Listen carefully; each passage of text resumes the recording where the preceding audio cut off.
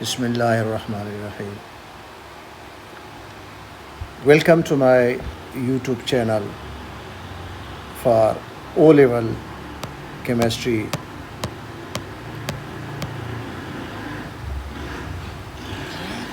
The sequence of the topics which I will be teaching is on the screen. Contents are given. These are the topics given in the syllabus but with different sequence. The first topic is elements, compounds and mixtures. But when you look at the chemistry recommended book, you will find this topic is number 4. लेकिन ये आपको अंदाज़ा नहीं है कि अगर हम book में जो पहला टॉपिक है कैनेटिक पार्टिकल थ्योरी और फिर एक्सपेरिमेंटल है, उसको अगर स्टूडेंट्स स्कूल में शुरू करते हैं, टीचर्स वो पढ़ाते हैं, तो वहाँ पे जो चीज़ें आती हैं वो स्टूडेंट्स को कहीं एटॉमिक स्ट्रक्चर और मोल्स कैलकुलेशन में पढ़नी है। वहाँ पे relative atomic mass, relative molecular mass का जो आइडिया है और डिफ्यूजन है, उसके लिए ये आइडिया और ये कॉन्सेप्ट पहले स्टूडेंट्स को ज़रूरी है। इसलिए जो सीक्वेंस मैंने लिया है, ये स्टूडेंट्स स्टार्टर में करे elements, compounds, mixture, atomic structure, chemical bonding, इसके साथ इक्वेशंस और फिर पीरियोडिक टेबल। उसके बाद कोई भी टॉपिक स्टूडेंट्स को पढ़ाएं तो उनको समझ आती हैं। तो बहुत बेसिक टॉपिक जो कोर केमिस्ट्री है, एसिड बेसिस है, मोल कॉन्सेप्ट है और केमिकल कैलकुलेशन, ये एक ही टॉपिक है। उसके बाद बेशक अगर वो पहले टॉपिक की तरफ आते हैं वो भी कर सकते हैं और एक्सपेरिमेंटल की तरफ जाते हैं वो भी कर सकते हैं, ठीक है।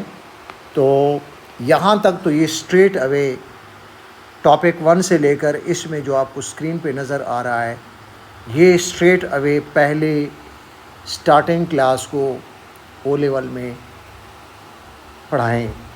तो ओ लेवल के स्टूडेंट जब ये कोर केमिस्ट्री टॉपिक पढ़ते हैं तो उनको आगे कोई मुश्किल नहीं होता, ठीक है।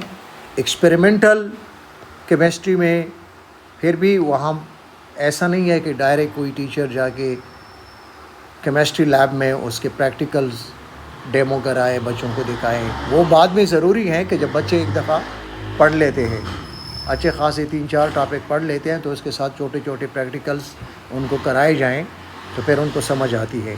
क्योंकि जो थ्योरेटिकल स्टडी है वो पहले बच्चे स्टूडेंट्स उससे गो थ्रू करें, वो कॉन्सेप्ट उसकी लर्निंग करें, और जब उनको लर्निंग आती है, वो फार्मूले का पता है, केमिकल इक्वेशन का पता है, सिंबल का पता है, एटॉमिक मासेस का पता है, प्रोटॉन नंबर का पता है, तो फिर ये सारी चीज़ें उनको समझ आती हैं। अच्छा, तो आज हम ये टॉपिक शुरू कर रहे हैं, एलिमेंट्स, कंपाउंड्स एंड मिक्सचर। सबसे पहले जो एलिमेंट्स के बारे में हम पढ़ते हैं कि एलिमेंट्स क्या होता है। एलिमेंट्स और एलिमेंट्स से पहले भी जो आप लोअर साइंसेस में पढ़ते रहे हैं, जिसको हम कहते हैं मैटर।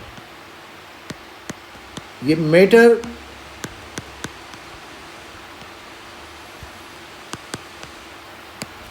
ओवरऑल कोई भी चीज़ है, सब्सटेंस है, चाहे वो हमें नज़र आता है नहीं आता, लेकिन जब वो स्पेस को ऑक्युपाई करते हैं और उसका कोई मास होता है, जिसको आम ज़बान में हम वज़न भी कहते हैं, उसको हम मैटर कहते हैं। हाँ, तो आप इसको डिफ़ाइन किस तरह करते हैं? एनीथिंग विच ऑक्युपाइज स्पेस या वॉल्यूम एंड possesses mass.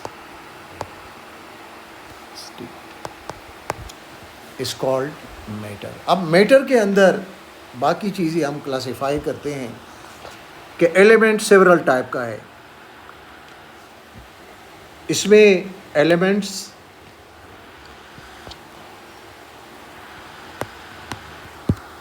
पहले एलिमेंट्स होते हैं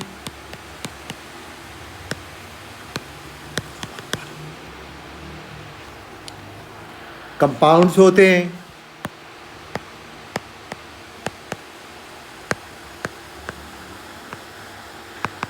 और मिक्सचर्स।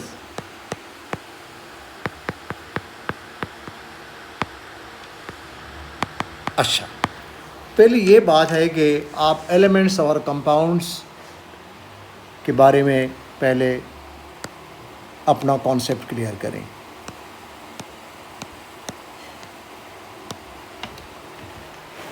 एलिमेंट्स कंपाउंड्स के बारे में अपना कॉन्सेप्ट क्लियर करें।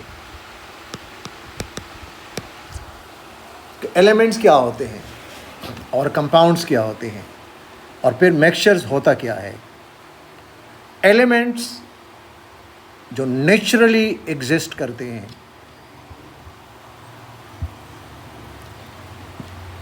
पीरियोडिक टेबल में इनकी अरेंजमेंट की गई है। आप पीरियोडिक टेबल को देखें, hydrogen, helium, lithium, beryllium, boron, carbon, oxygen, nitrogen और बाकी सारे हैं। पीरियोडिक टेबल को आप देखिए, ये सारे एलिमेंट्स हैं जो कि एग्जिस्ट करते हैं नेचर में। अच्छा, अब कुछ एलिमेंट्स पूरी नेचर में, ज़मीन में डेफिनेट फॉर्म में है, कंबाइंड फॉर्म में भी मिल सकते हैं और प्योर फॉर्म में भी मिल सकते हैं एलिमेंट्स।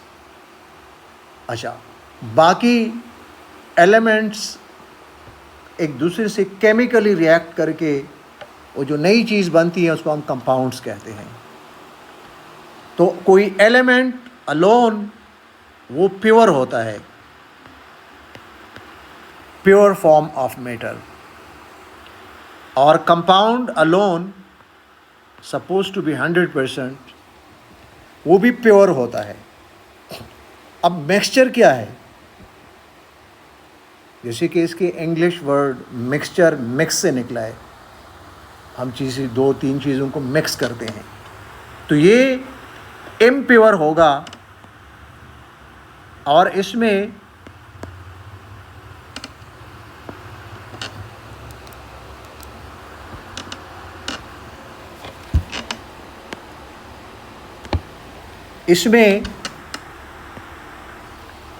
एलिमेंट्स, डिफरेंट एलिमेंट्स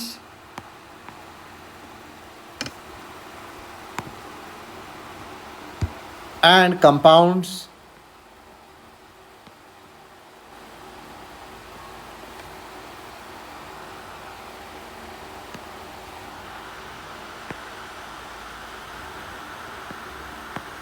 की मिक्सिंग हो सकती है। 2-3 डिफरेंट एलिमेंट्स को हम इस तरह कंबाइन करें कि उनकी सिर्फ फिज़िकल मिक्सिंग हो, कोई केमिकल रिएक्शन ना हो, तो वो मिक्सचर होगा। और कोई 2 और 3 और मोर डिफरेंट कंपाउंड्स को मिक्स करें कि उनके अंदर कोई केमिकल रिएक्शन ना हो, वो फिज़िकल मिक्सिंग है, वो एक मिक्सचर बनेगा। या फिर एलिमेंट और कंपाउंड को आपस में मिक्स करें तो कोई भी कॉम्बिनेशन वेरिएबल होगा, वो मिक्सचर कहलाएगा। बहुत सारे एग्जांपल्स हमारे पास हैं। अच्छा, तो हम यहाँ पे क्लासिफाई करते हैं, क्लासिफिकेशन ऑफ मैटर। मैटर को हम किस तरह, यही चीज़ आपको आएगी। थोड़ा सा इसको एक ट्री फॉर्म में एक स्केच करते हैं, क्लासिफिकेशन करते हैं। तो classification of matter,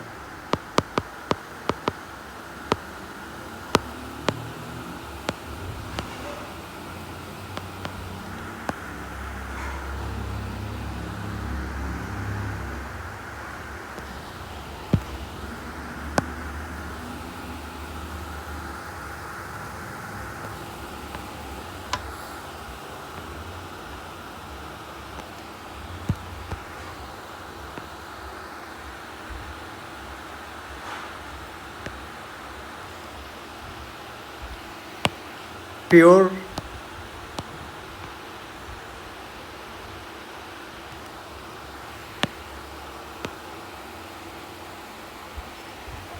and impure.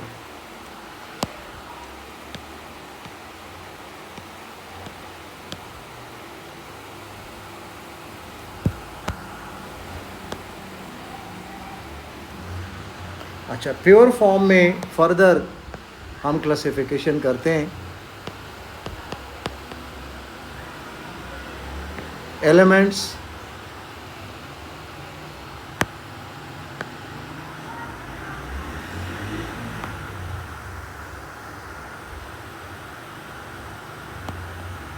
And compounds. अच्छा, एलिमेंट्स को फर्दर क्लासिफाई करते हैं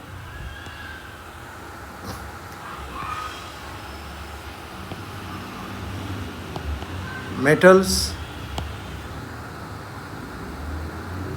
metallites,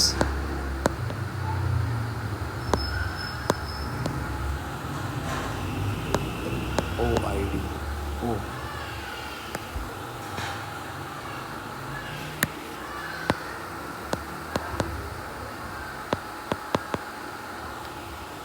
and non-metals.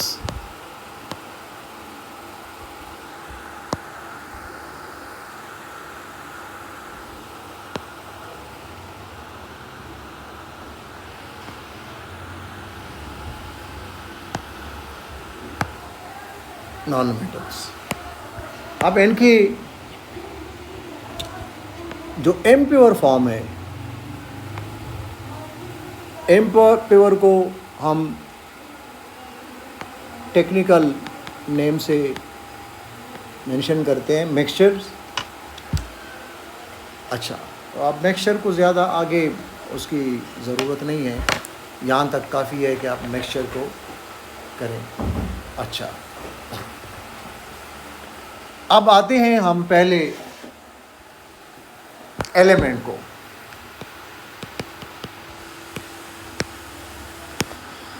What is an element, या डिफाइन एलिमेंट या डिस्क्राइब एलिमेंट क्या है ये। अच्छा, इसकी अब एलिमेंट होता क्या है। हम मसलन आयरन है एक एलिमेंट है, गोल्ड है एलिमेंट है, हाइड्रोजन है एलिमेंट है, ऑक्सीजन, सोडियम, पोटाशियम, कार्बन, ये सारे एलिमेंट्स हैं। तो हम किस तरह कह सकते हैं कि ये एलिमेंट है, कैसे डिफाइन करेंगे, क्यों। एलिमेंट कंपाउंड नहीं है, एलिमेंट मिक्सचर नहीं है, तो कौन सी बेसिक चीज़ है कि जिसकी बुनियाद पर हम इसको एलिमेंट कहते हैं। पहली बात है डिफाइन जब हम करेंगे इसका मतलब क्या है। मसलन इसकी डिफिनीशन है element is the pure form of matter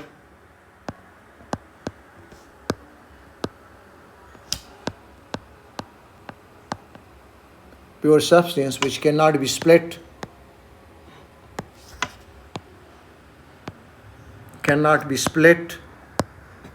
into two or more simpler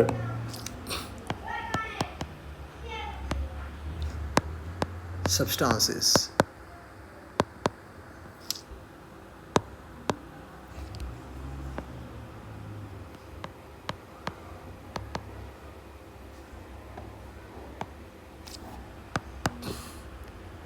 By any ordinary chemical reaction.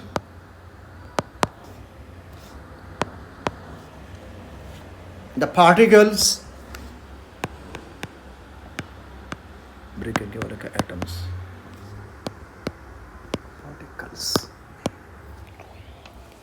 the particles यानी atoms of an element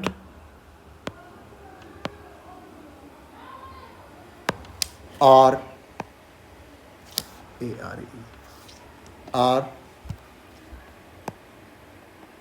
chemically identical और alike। ठीक है, identical और alike। इसका क्या मतलब है? ये बड़ा कॉम्प्रहेंसिव डेफिनेशन है। पहले तो आप देखें ना, element is a pure substance which can not be split into two और मोर सिंपलर सब्सटेंसेस। अब ये सिंपलर से क्या मतलब है कि वो डिफरेंट सब्सटेंसेस में हम इसको डिवाइड नहीं कर सकते। अच्छा, अब स्टूडेंट्स को इसका कॉन्सेप्ट किस तरह, वो जब वो क्लास 8 में आते हैं, क्लास 8 में टीचर उसको एक्सप्लेन करता है, तो किस तरह इनकी समझ में आ जाए कि इस सेंटेंस का मतलब क्या है। जाहिर है कि लिख लिया, स्टूडेंट्स ने याद भी किया, कभी ये डेफिनेशन रिक्वायर्ड है तो उसने लिख भी दिया, टीचर ने मार्क्स भी दे दिए, लेकिन उसकी समझ में ये नहीं आता कि इसका मतलब क्या है। ये मतलब समझने के लिए फुल ऐसे तरीके से टीचर समझाए कि बच्चों को वो समझ आ जाए, थोड़ा सा आगे जाके उनको समझ आ जाए कि वाकई इसका मतलब यही है, इस सेंटेंस का क्या मतलब है। फॉर एग्ज़ाम्पल, आप कोई भी एलिमेंट ले ले, जैसे कि हम आम उसमें हमारे घरों में है, एल्युमिनियम एक मेटल है, कोई एल्युमिनियम का कंटेनर है, पीस है, वायर है, आप ले ले, गोल्ड है वो ले ले, लोहा तो हर घर में है, ले ले, आयरन ले ले, ठीक है ना। You are well familiar with all these. अब आयरन का एक पीस ले ले या एल्युमिनियम का ले ले, उसको आप किसी भी तरीके से तोड़ते जाएं। आप इसको एक बड़ा पीस ले लें, उसके 100 हिस्से बना लें, डिवाइड करें 100 पे, 1000 पे, उसमें छोटी छोटी पीस बना लें। तो क्या हमने इसको डिवाइड नहीं किया? बिल्कुल किया। लेकिन मुझे ये बताएं कि एक पीस आपने ले लिया, एक छोटा सा है, ठीक है ना, 1 इंच, और आपने उसके किसी भी तरीके से 1000 या 100 या जितनी भी छोटी छोटी पीस बना ली, तो चीज़ वही है ना, वो तो वही है। अगर एक बल्ब पूरा एक था और फिर आपके पास छोटा सा एक बारीक पीस आ गया, आपने किसी तरीके से उसको ब्रेक डाउन किया, तो वो तो कोई डिफरेंट चीज़ तो नहीं है ना, वही है। दिस इज व्हाट वी से, element can not be split into 2 और मोर सिंपलर सब्सटेंसेस। आपने इसका छोटा हिस्सा बनाया, लेकिन दैट इज द सेम। मसलन आप ले लें, आप एक सेब हाथ में ले लें, अब जाहिर है कि सेब को हम काटते हैं, आप इसको चाकू चूरी से काटें तो वो एक एक पीस जो प्लेट में पड़ा है वही सेब है ना। आप बाइट करते हैं तो आपने पूरा सेब तो नहीं खाया, सिर्फ एक बाइट करके वो खा लिया, तो वही सेब है जो पूरा सेब है, ठीक है ना। या जब पूरा एक दुकान में पूरा एक पीटी और क्रेट पड़ा है, उसके अंदर सेब है, सारे वही सेब हैं। कोई डिफरेंट, कोई अमरूद तो नहीं बना कि आपने तोड़ दिया और एक ऐसा अमरूद बन गया, दूसरा सेब बन गया, कोई और चीज़ बन गया। फ्रूट तो वही एक ही फ्रूट है ना। मेरे ख्याल में आपके अब समझ में आ गई होगी कि सिंपलर सब्सटेंसेस का मतलब। अच्छा, आगे एक दूसरा हिस्सा इसका है, बाय ऑर्डिनरी केमिकल रिएक्शन। यहाँ पे जो केमिकल रिएक्शन का मैंने कहा है, बाय ऑर्डिनरी केमिकल रिएक्शन, आगे जाके आपको ये चीज़ फिज़िक्स में भी और केमिस्ट्री में भी कहीं आप पढ़ेंगे और फिर आप कहेंगे कि जी टीचर ने तो हमें गलत पढ़ाया था, टीचर ने तो ये कहा था कि जी हम कोई एलिमेंट को नहीं तोड़ सकते, लेकिन यहाँ पर तो हम पढ़ रहे हैं कि जी यूरेनियम को आप बम्बार्डमेंट करें और इस तरह प्लूटोनियम है, पोलोनियम है, बाकी हैवी एलिमेंट्स हैं, उनको हम तोड़ सकते हैं। लेकिन वो क्या है, वो अब आगे न्यूक्लियर रिएक्शंस में पढ़ेंगे। ये केमिकल रिएक्शन है। Chemical reaction when takes place between 2 or more elements, and as a result of that reaction a new substance formed, that is called compound। अब क्या पढ़ेंगे ना। लेकिन उसमें जो एलिमेंट है, वो एलिमेंट अपना आइडेंटिटी और अपना chemical identity, it doesn't lose, it retains its chemical ID।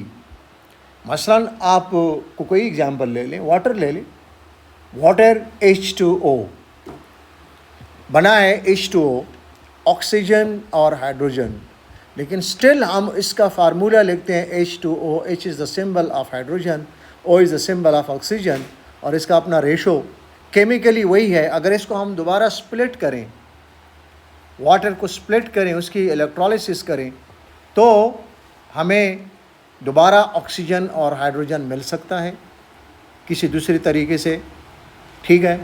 तो जो आगे कभी आप पढ़ेंगे फिज़िक्स में या केमिस्ट्री में कि elements can be broken down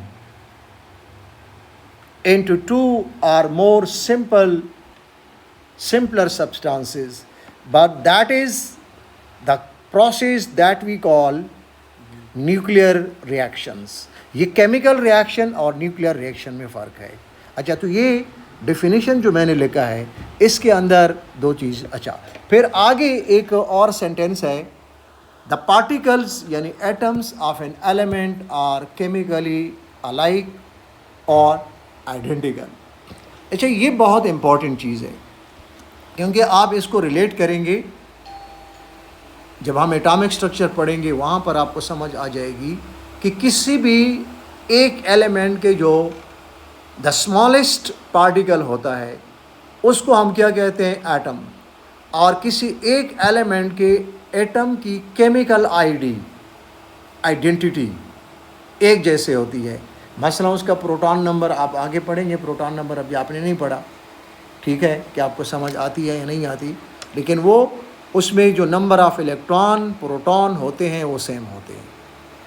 number of electron and proton same होते हैं, दे आर नॉट डिफरेंट, ठीक है। अच्छा, अब आगे ये आपकी यहाँ तक ये सिर्फ डिफिनीशन समझ आ गई एलिमेंट की।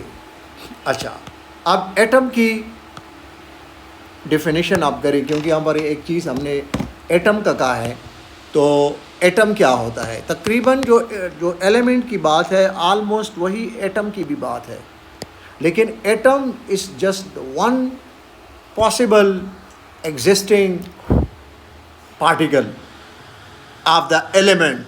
वो एक पार्टिकल होता है किसी एलिमेंट का, जो वहाँ से हम इसको डिटेच करके कंसीडर करें। ठीक है, इसका डेफिनेशन क्या है, the smallest and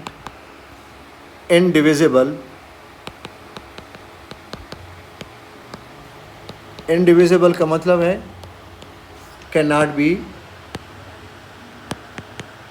divided particle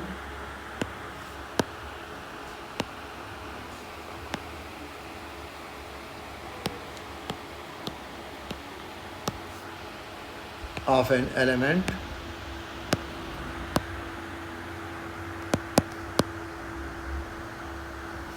which cannot exist freely.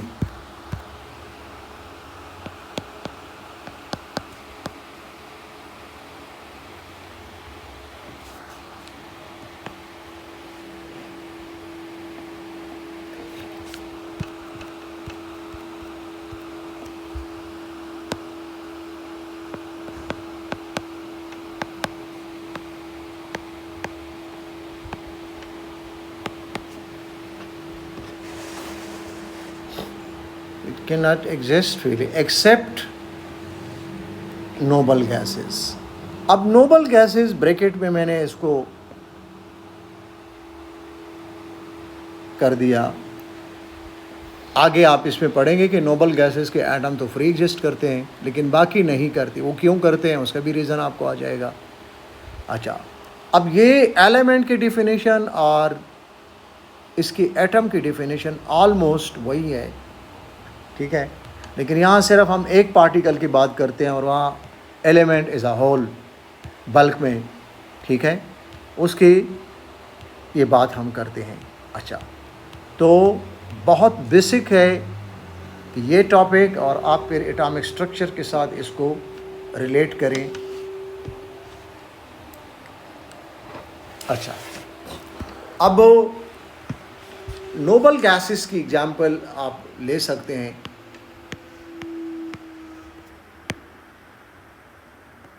Periodic table में आप इसको देखें, हीलियम,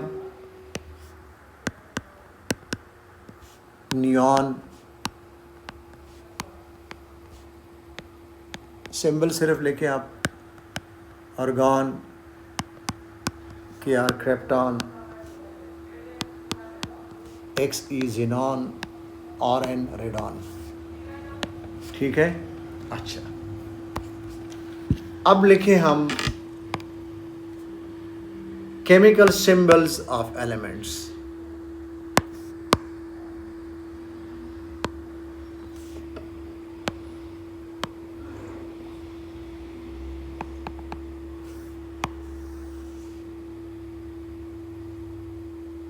अच्छा, तो ये क्या है? जिस तरह हम आम लाइफ में कई चीज़ों की एब्रीवेशंस यूज़ करते हैं।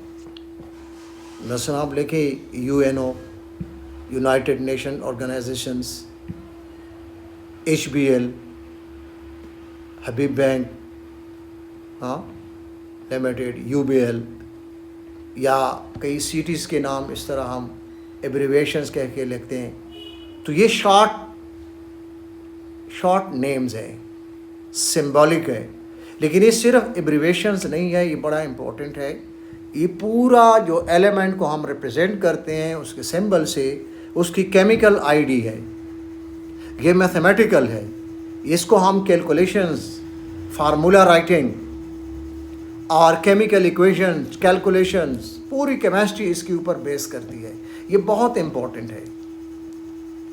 केमिकल सिंबल से हमारा क्या मतलब है कि हम उस एलिमेंट को रिप्रेजेंट करते हैं, आगे इसके ऊपर हम कैलकुलेशन करते हैं, आगे उसके ऊपर हम फार्मूला कंस्ट्रक्ट करते हैं, केमिकल इक्वेशन, स्टोइकोमेट्री करते हैं। तो ये इम्पोर्टेंट है।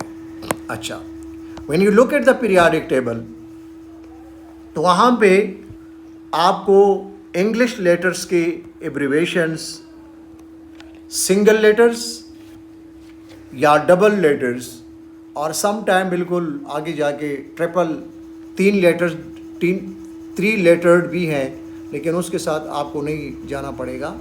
अब सिर्फ आपको सिंगल लेटर्ड और 2 लेटर्ड सिंबल्स की तरफ आपको जाना होगा। ये इंग्लिश नेम्स, सिंबल्स क्या होते हैं? Symbol, what is symbol? Symbols of elements.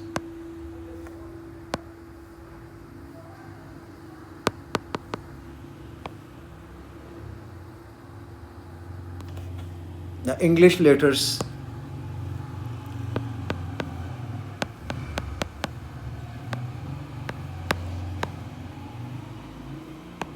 यानी अल्फ़ाबेट्स, ब्रैकेट में लिखे अल्फ़ाबेट्स,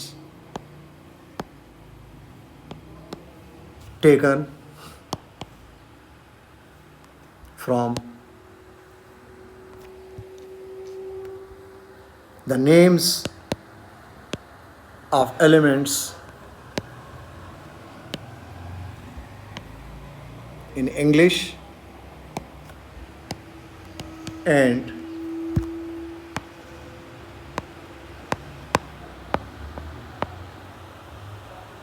in Latin। ठीक, 2 लैंग्वेजेस हैं, इंग्लिश और लैटिन,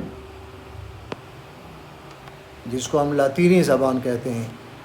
ये लैंग्वेजेस हैं, लेकिन जो सिंबल्स हैं वो भी इंग्लिश के हैं, चाहे वो लैटिन नेम से हैं, वो भी इंग्लिश लेटर्स हैं, अल्फ़ाबेट्स हैं, और जो इंग्लिश के हैं वो तो ऐसे इंग्लिश के हैं। अच्छा, अब सिंबल्स में 1 लेटर्ड सिंगल लेटर्ड और 2 lettered single lettered.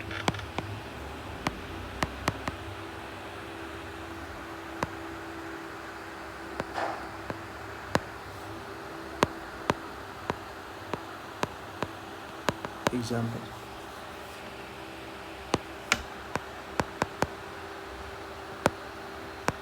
Hydrogen,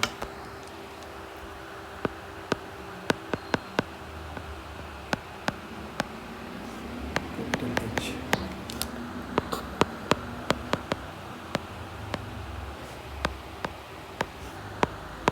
carbon,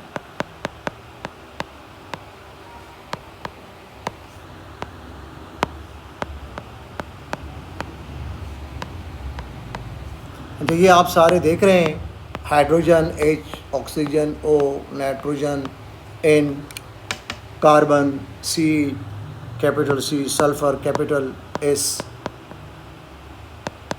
अच्छा, यहाँ भी आप देखें पोटासियम, पोटासियम के स्पेलिंग्स में आपको कोई के नज़र नहीं आ रहा, क्यों? सो ये के जो उसका सिंबल है capital K, it is taken from the Latin name of potassium. तो you need not bother about कि पोटासियम का जो के है ये कौन से लफ्ज़ से लिया गया है। इंग्लिश जिसका लैंग्वेज है वो तो लैटिन है, लेकिन उसकी आपको ज़रूरत नहीं है। ना आपसे कोई एग्ज़ाम में, कोई पेपर में आपसे कोई पूछेगा कि जी इसका कौन सा है, कि जी के is the symbol for potassium, which word is that, वो आपसे नहीं पूछेंगे, ठीक है। इस तरह बहुत सारे और हैं। Two lettered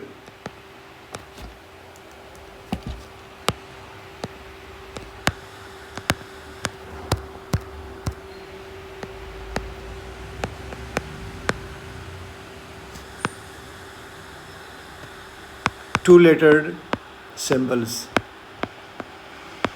helium,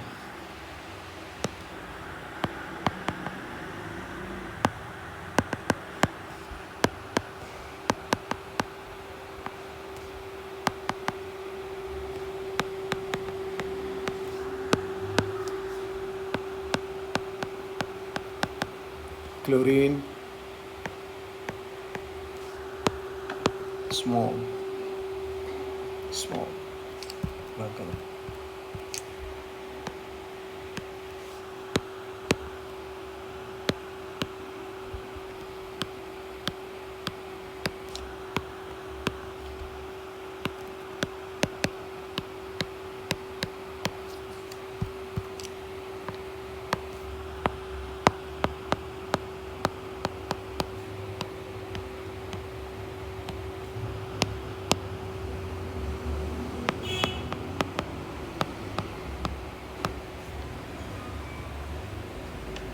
Antimony.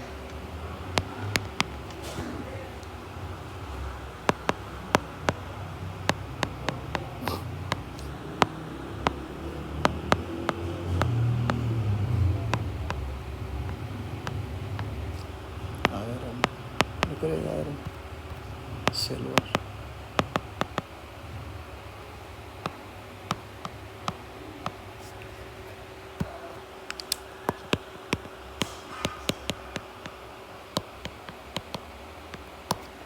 ठीक है। अच्छा, अब ये आपके सामने स्क्रीन पे पूरा लिस्ट है। इसके लिए आप इसको देखें,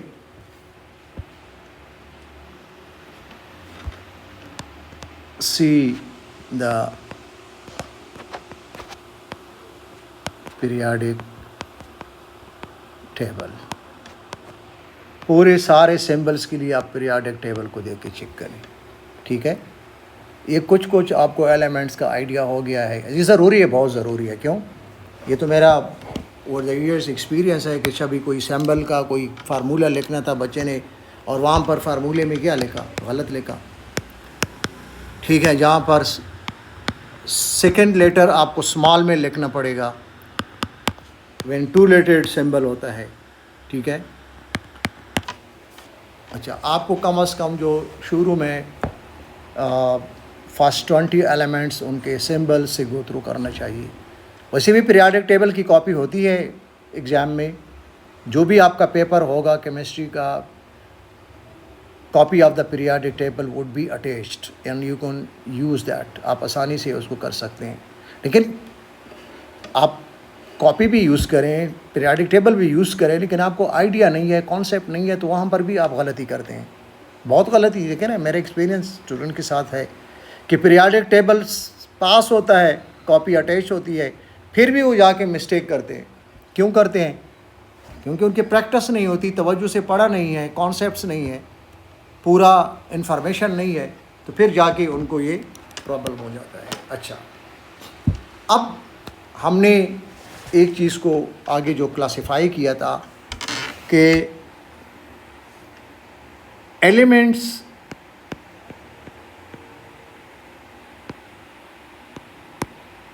have are divided into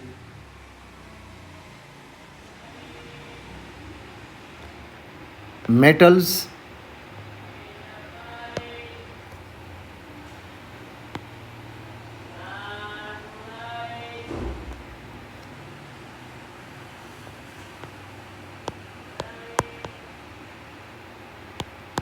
metallites,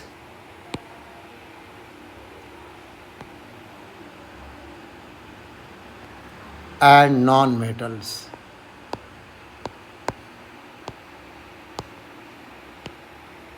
Why? When we study the properties of these elements, so these are the properties which differentiate between the elements. There some of them we call metals, others are non-metals, and some are metallites. आप जब periodic table की copy को देखते हैं और copy of the, मैं थोड़ा सा स्केच करूँगा यहाँ पे, आपको समझ आ जाएगी.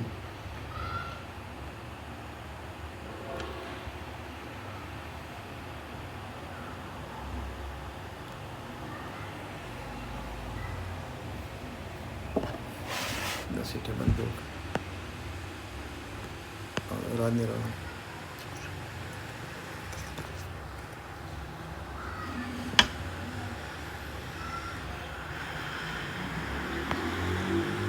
बस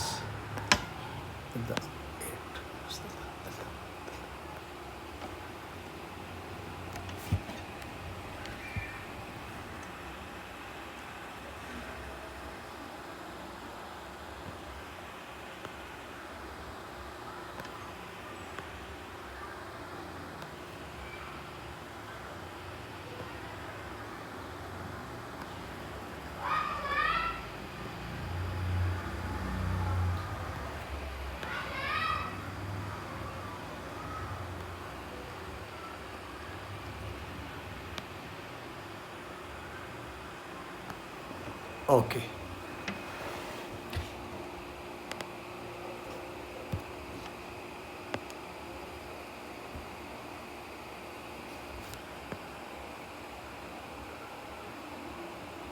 अच्छा, इसको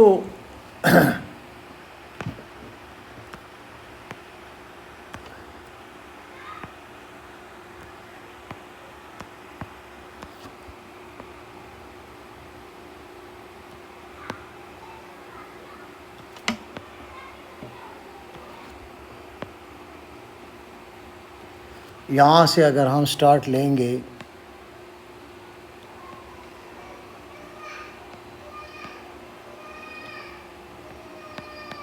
helium,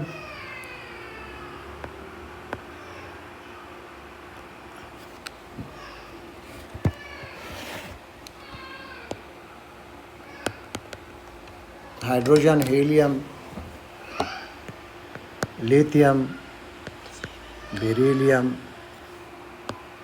boron, carbon, nitrogen, oxygen, fluorine, neon, sodium, potassium, magnesium,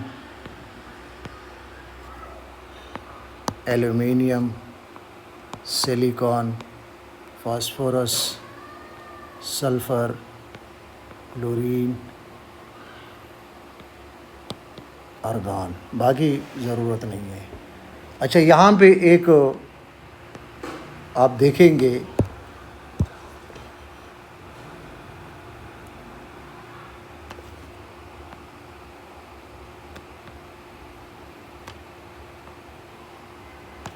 इस तरह स्टेयर केस लाइन होगा, जिग लाइन होगा. स्टेयर केस लाइन इसको हम कहते हैं.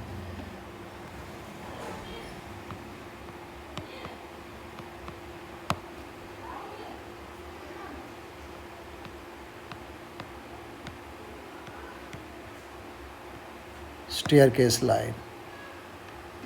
ठीक है, बस अपने ये 2 ब्लॉक मैंने आपको दिखाए हैं स्टेयरकेस लाइन। यहाँ पर भी है जो ये वाले हैं एलिमेंट्स हैं यहाँ पे, ठीक है, नीचे भी हैं और भी हैं, लेकिन ये फ़िलहाल यहाँ देखिए इस पूरे एरिया में जो मैंने इसको सर्कल किया, और ये ग्रुप 1 2 3 4 5 6 7 8 जो रोमन में मेंशन है, ये मेटल्स हैं ग्रुप 1 2, और ये जो ये एरिया है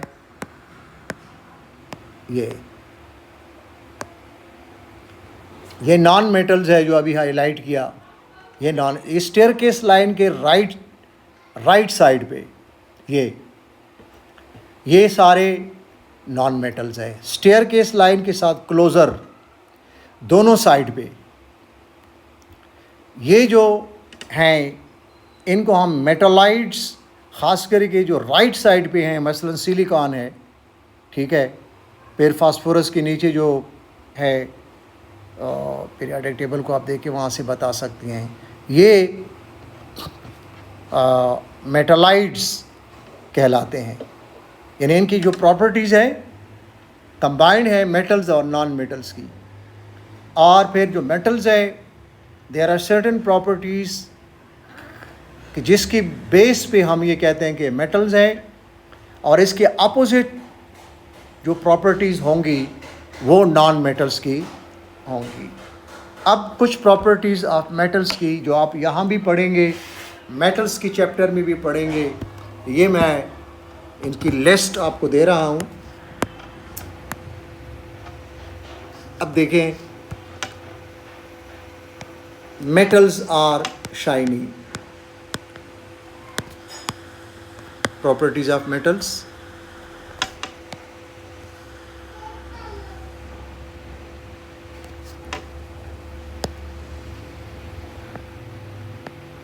metals are shiny,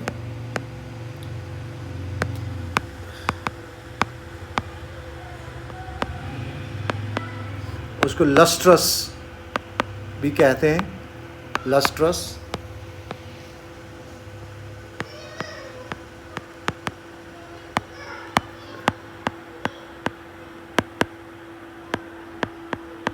solid at room temperature,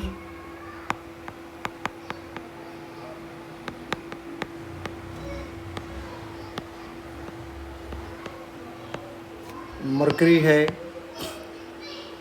जो कि कॉमन है, वो लिक्विड है, दे आर डक्टाइल।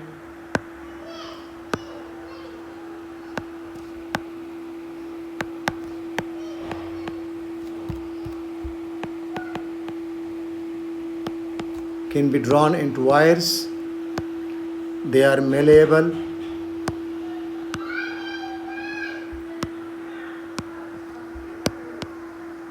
क्या मतलब है malleable का? Can be hammered into thin sheets,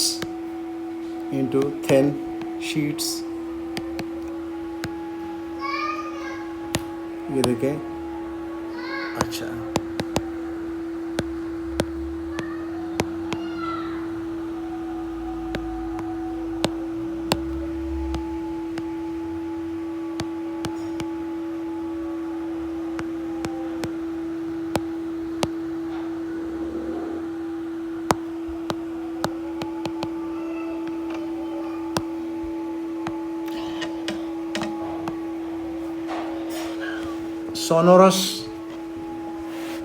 sonorous का मतलब क्या है कि they make when stuck a peculiar characteristic sound, ringing sound.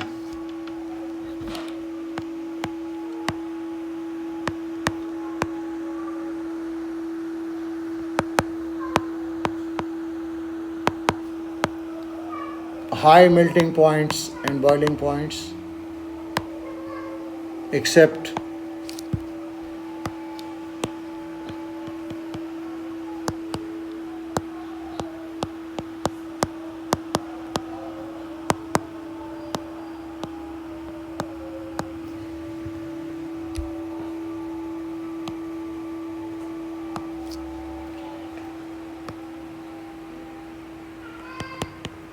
Group 1 and 2। ये कुछ एग्जांपल्स आपके पास है, इनके नहीं, बाकी जो मेटल्स है पर्टिकुलरली जो बिटवीन ग्रुप 3 और ग्रुप 2 हैं, जिसको हम ट्रांजिशन मेटल्स कहते हैं, उनके हाई एमपीज़ और बीपीज़ होते हैं। They are good conductors of heat and electricity. साथ वाले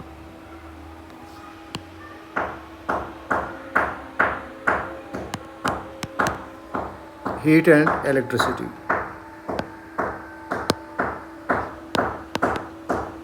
इन ऑल स्टेट्स। अब किसी भी मेटल की हम दो स्टेट्स ले सकते हैं। वेपर स्टेट तो we just ignore it, it can be existing in vapor state as well, but a very for a shortest time. बाकी solid और liquid तो वो possible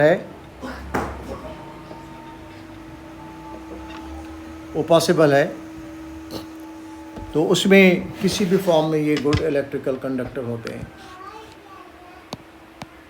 properties of non metals.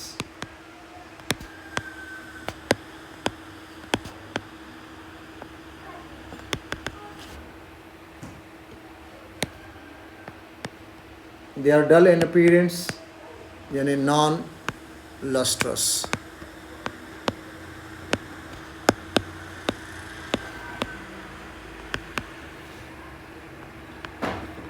Low MP and BP,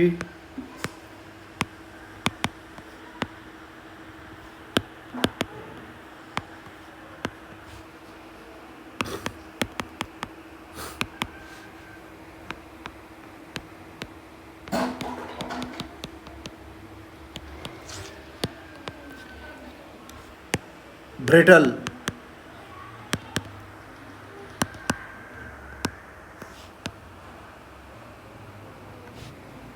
ये brittle का मतलब क्या है? जब इसको हम स्ट्राइक करते हैं तो they just all of a sudden break down into pieces, unlike metals. Poor conductors of heat and electricity.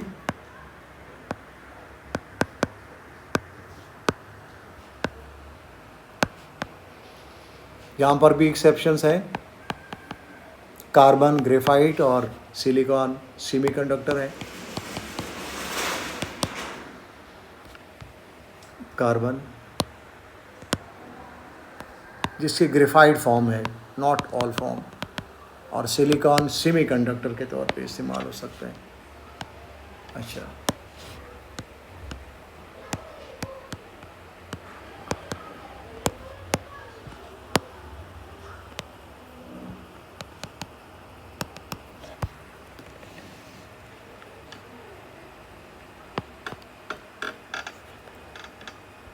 properties of metallites.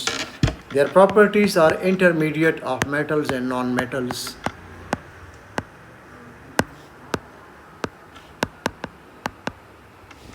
Semiconductor, for example, they are semiconductor.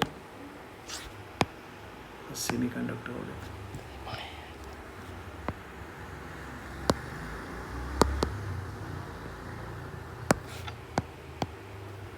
Semiconductor is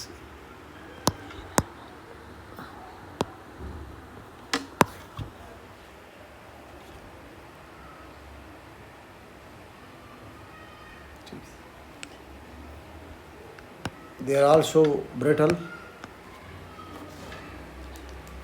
सही है।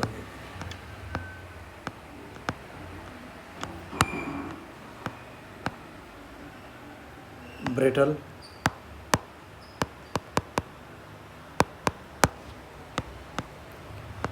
have high MP and BP.